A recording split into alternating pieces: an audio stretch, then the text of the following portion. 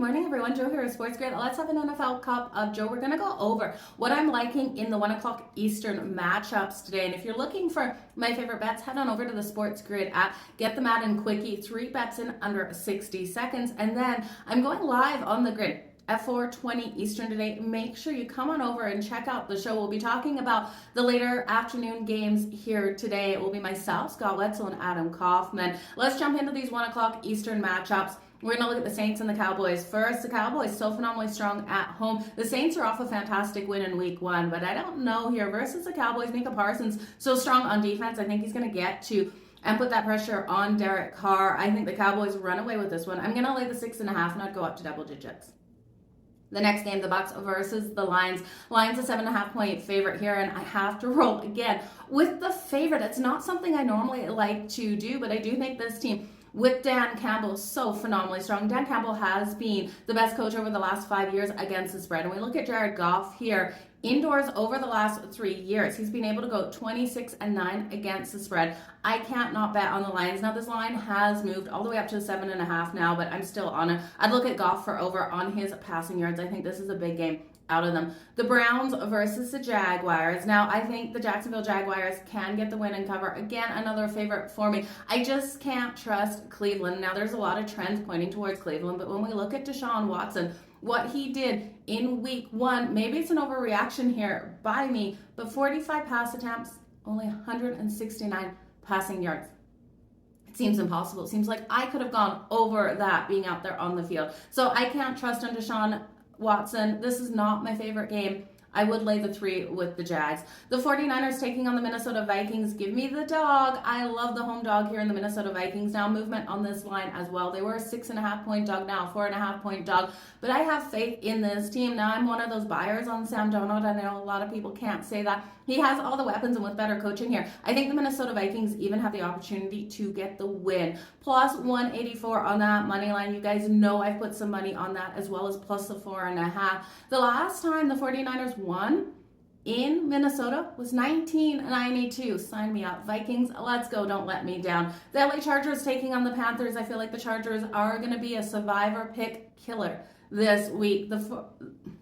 The Panthers, I know Bryce Young looked terrible. I don't think they play as bad as last week. And you look at the Chargers, they're coming off a divisional opponent win, flying across the country, early game here. It's normally a situation where it's an automatic fade.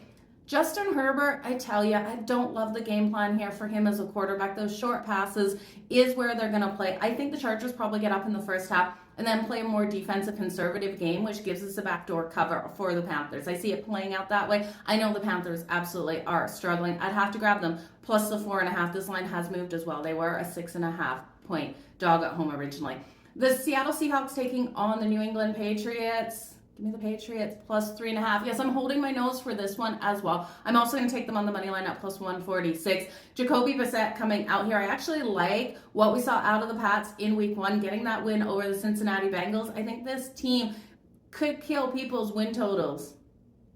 Stevenson, the running back, over 59.5 rushing yards, I like as well. And Hunter Henry for those receptions. His number is only 2.5, over 2.5 receptions at minus 132. Look for Jacoby Brissett to throw those short passes off to him. We know he doesn't have the arm to get it deep down the field.